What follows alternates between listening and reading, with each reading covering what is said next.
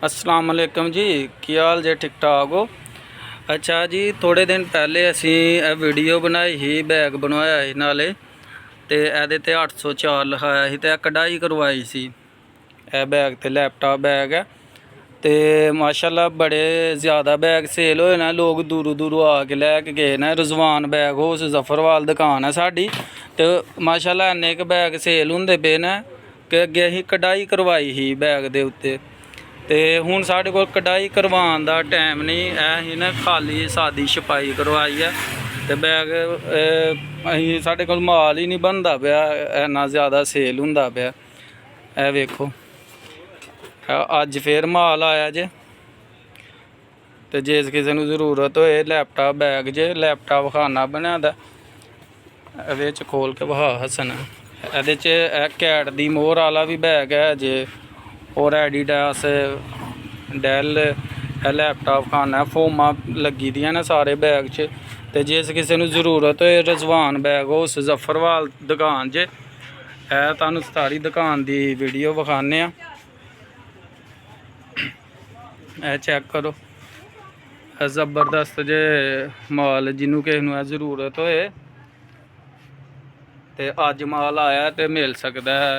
जिस किसी नूं जरूरत होए बैग है मिल सकता है। टैची वगैरह हर चीज़ मिल जाएगी माशाल्लाह। चेक करवाने तुहानूं दुकान विखाने सारी डिजाइनिंग।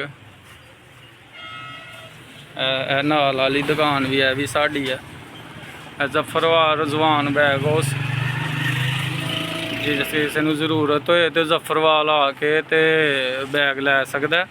ते दुकान दा एड्रैस जे मेन लारी अड्डा जफरवाल, चौधरी वकास मार्केट नज़द परवेज़ हॉस्पिटल, रिजवान बैग हाउस। जिस किसी नूं जरूरत होए बैगां दी ते अच्छे बैग मुनासिब कीमत ते तुहानूं मिलणगे। हर किस्म की इंशाअल्लाह डिजाइनिंग तुहानूं मिल सकती है। छोटे बच्चों के टायरां वाले बैग भी साढ़े कोलों तुहानूं मिल जाएंगे। वेखो अच्छी ट्राली लगी दी है, चाइना की ट्राली है, अच्छी क्वालिटी के बैग ने। यह छोटा साइज़ है, इस तों वड्डा साइज़ भी मिल जाएगा। यह हसन यह वड्डा साइज़ है। बटन वाली ट्राली है, बटन तो खुलती है, बटन तो ही मिलती है। जिस किसी नूं जरूरत होए टैची चाइना के भी मिल जाएंगे। काटना च माल आंदा है बाहरों चाइना चों। चेक करो चाइना के टैची ने। इधर भी इस साइड पर भी है जे कलर, वो भी तुहानूं विखा दिन्ने कलर। देखो नेवी ब्लू कलर जे किड्डा प्यारा कलर है। फैबर दा कित्थे है वो जेह्ड़े फैबर प्लास्टिक के टैची हुंदे ने वो भी मिल जाएंगे। हर किस्म का इंशाअल्लाह माल मिलेगा। पूरे जफरवाल जो इन्नी वैरायटी किसी को नहीं मिलेगी, सिर्फ रिजवान बैग हाउस तो मिलेंगे बैग। एक दुकान साड़ी है, एक दुकान है ते एक साड़ी मेन बाजार दे विच भी दुकान है। ज़ियाद शहीद चौंक मेन बाजार डॉक्टर आगा उत्थे मशहूर है।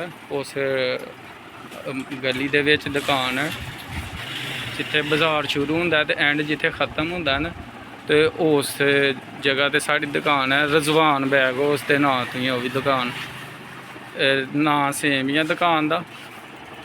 तो जिस किसी नूं जरूरत होए उतों भी बैग मिल सकते हैं। हर किस्म का बैग मिल जाएगा। तो जिन्हों जरूरत है तो इत्थों मेन लारी अड्डा नज़द Parvez hospital, Chaudhary Waqas market.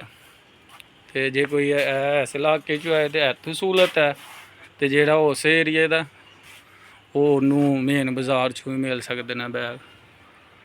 Check कर लो डिज़ाइन।